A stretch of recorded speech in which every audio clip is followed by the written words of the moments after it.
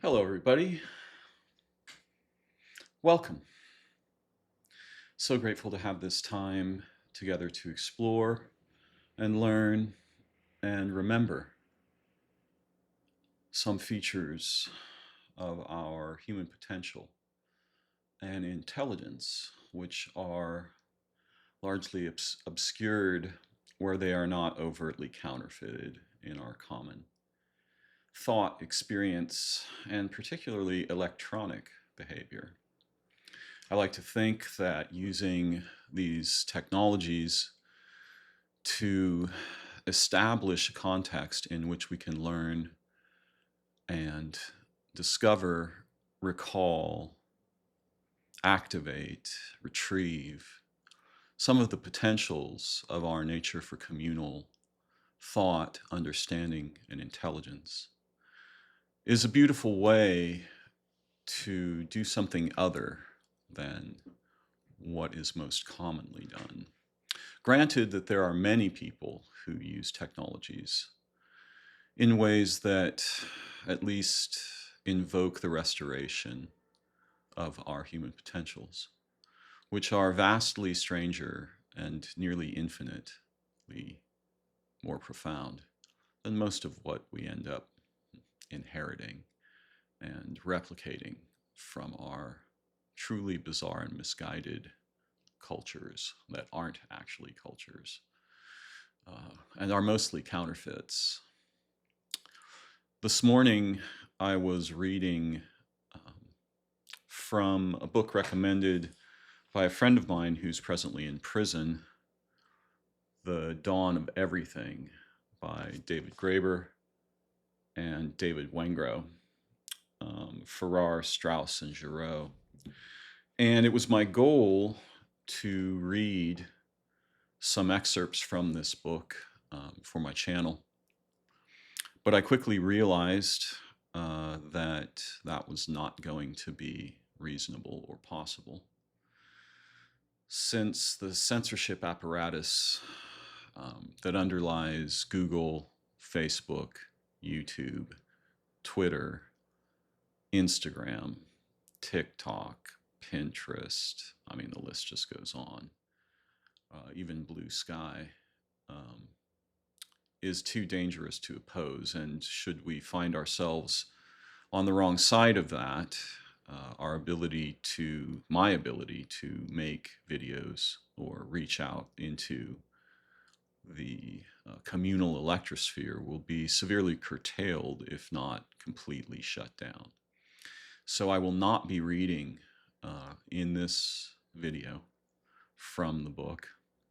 I recently received my first strike from YouTube in a recording with Tessa Lena, which was removed, where I opined on some features related to the safety of food in certain countries.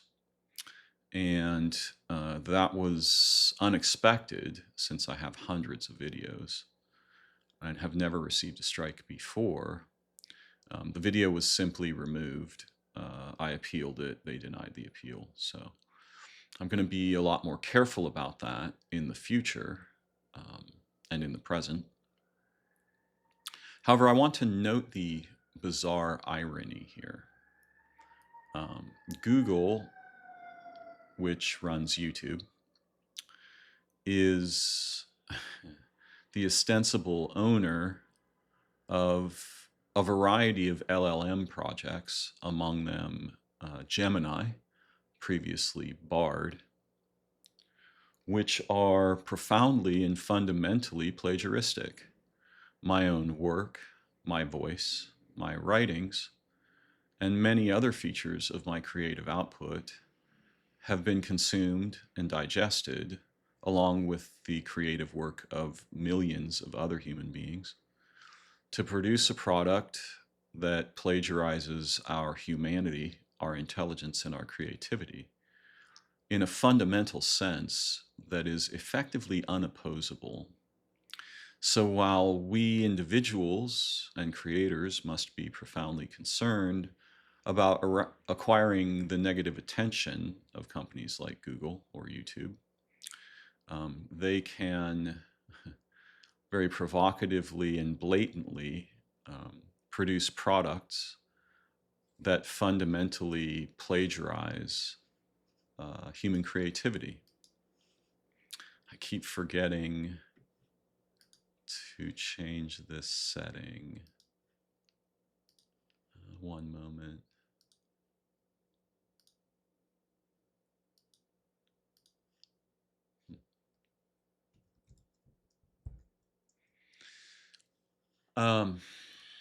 So I find this very troubling and provocative.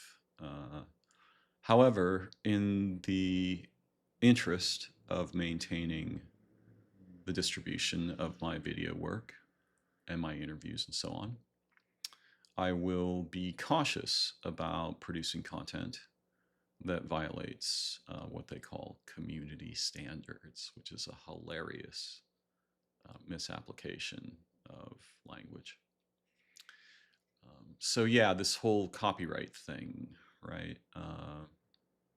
Weird and dangerous in its foundations. Fundamentally, it is a product of the desire and the traditional purpose to profit, to create a bunch of divisions, right? And to profit from the capture of creative work by the marketplace and by monetary interests. Now, what I'm going to be talking about when I read later in a video that will not be posted here, but which you will be able to find on my private internet site, organelle.org, I'm going to be reading from a chapter called Wicked Liberty in The Dawn of Everything.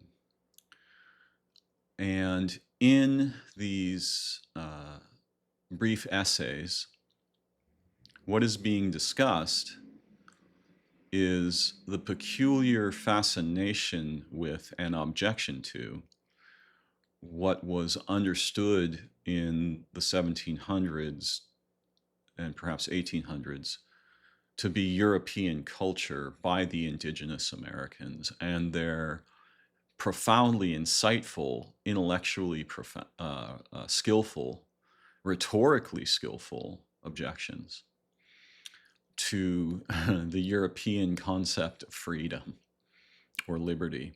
And these conversations are catalyzed by, they originate in the question of when did the idea of social equality arise, and when did we, when was it common when did it become common in the West to discuss social inequality? And it turns out that the indigenous Americans were profoundly critical and shocked by their discovery that the Europeans were essentially slaves. And they obeyed the commands of their sergeants and corporals and lieutenants. That there was widespread poverty and that there were people starving and dying in the streets while right next door other people were feasting and, you know, drinking expensive liqueurs and things and wearing clothes worth more than some of those dying people would ever have in their lives. And so they were profoundly opposed to this idea of money and of hierarchical structure in human communal societies, and were shocked to discover the bizarre disease-like contagions that had spread throughout civilized Europe under the guise of the seeking of freedom, or, you know, liberty or fraternity. So what it turns out that in these Indian cultures, which in this book they refer to as Americans, and they describe the common people that they encountered as profoundly articulate, capable of complex rhetorical thought, argument. They were shocked that people who had never undergone anything resembling formal education could possibly hold a candle to the erudite intellectuals that occasionally found their way to the Americas. And what they discovered, which was very surprising to them, was that it was impossible to compel anyone to do anything against their will. There was no possibility, there was no such thing as giving orders. Didn't exist. No one would do anything they didn't voluntarily do. And even though they had sort of offices, but they weren't, that you could call chiefs or whatever, those chiefs could not compel anyone to do anything. They could talk and cajole till they died of speaking, and not a single person would obey an order. There was no such thing as an order. Neither was there anything like legal systems, monetary systems, or punishment. In the case, there's going to be a little background noise here because I live in a city. But in the case where some kind of wrongdoing had occurred or whatever, this would be socially negotiated.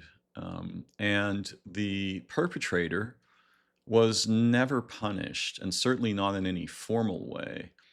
The community themselves, the families and so on, took on the onus of the conceived injustice and made amends in various ways to create a situation where things like, immediate vengeance would be buffered.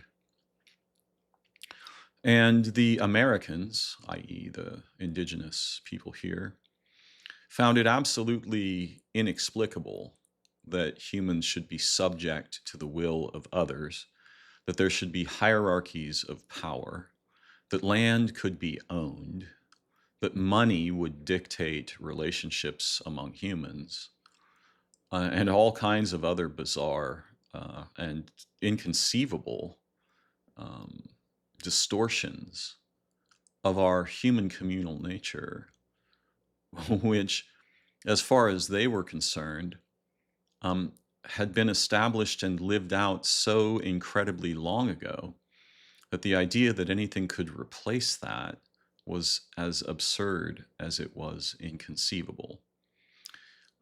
There were among the American indigenous people certain particularly articulate folks. They found that the women were as capable in conversation and debate as the men. And part of the reason why they were so sophisticated was that they regularly came together to discuss, debate, play with, and explore the possibilities of their communal situation and identity in very sophisticated ways. Ways that we Westerners might imagine would be impossible without formal education. Which leads me to one of the insights that I've had recently. The real demon in modernity and the histories that led to it turns out, from one perspective, an important one, not the only one, to be the formalization of value, identity, power, hierarchy, law, rights, and so forth. No one, I imagine, in these indigenous cultures had anything resembling rights. Rights are a formalized, a fossilized absence of the otherwise natural intercommunal and interpersonal concern that would certainly prevail in any actual civilization, culture, society, or community. So once you see things like the formalization of value in money, the formalization of power in offices, the formalization of laws in courtrooms, and so on, you are clearly, the whole situation has wildly departed anything resembling civilization, society, or community. money particularly was despised by the Indigenous Americans, and they couldn't imagine how anything resembling humanity could possibly exist or be pursued in a situation where private property, cash, and the currying of hierarchical power within the opposite of societies sat in the throne of our communal interest, nature, intelligence, potential, development, safety, and health. They reviled the idea that value could be commodified in this very bizarre and dangerous way, and saw it as a fundamental evil with which they should have no contact and to which they should grant no authority. There's a lot more here to be said, but I'd like to read now from the book. So I'm going to pause here. And if you simply go to my website and load the URL, just go to my DNS, right, organelle.org. And then if you load the URL WL.mp4, you will be able to watch and listen to the recordings that I will make. Thank you for joining me. I look forward to learning and unforgetting together again very soon. Bye-bye for now. Hi, everybody. So it turned out that it was difficult for me to upload the very long video, large video, where I originally planned to. So the correct URL to view it is transentience.net. That's transentience.net / all lowercase WL.mp4. Enjoy.